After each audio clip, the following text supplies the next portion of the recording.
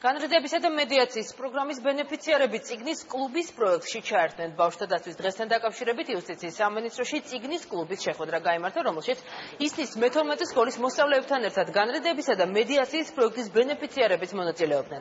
ახალგაზრდა მკითხველები რამდენიმე საათის განმავლობაში ისმენდნენ სხვადასხვა ცნობილი ავტორების ნაწარმოებებს, კითხვის დასრულების შემდეგ კი ნაწარმოებებთან დაკავშირებით დისკუსიაც გაიმართა. წიგნის კლუბის გარდა ბენეფიციარები მონაწილეობას სხვა პროგრამებშიც შეძლებენ, სადაც ჩართული იქნებიან ცნობადი და წარმატებული სახეები და მათთან ერთად სხვადასხვა ფილმების ჩვენებებს მოაწყობენ.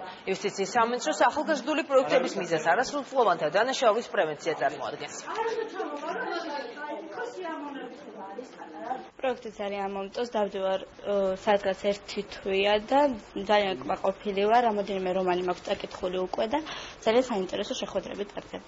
წიგნის კლუბის მიზანს წარმოადგენს მოზარდების დადებით ღირებულებების ჩამოყალიბების ხელშეწყობა. აღნიშნული პროექტის ფარგლებში მოზარდები ეცნობიან სხვა ლიტერატურულ ნაწარმოებებს, ასევე ამ ნაწარმოებებზე შექმნილ ფილმებს უყურებენ და მათთვის საინტერესო და წარმატებული პიროვნებებთან ერთად აწყობენ აღნიშნული ნაწარმოებების და ფილმების განხილვას.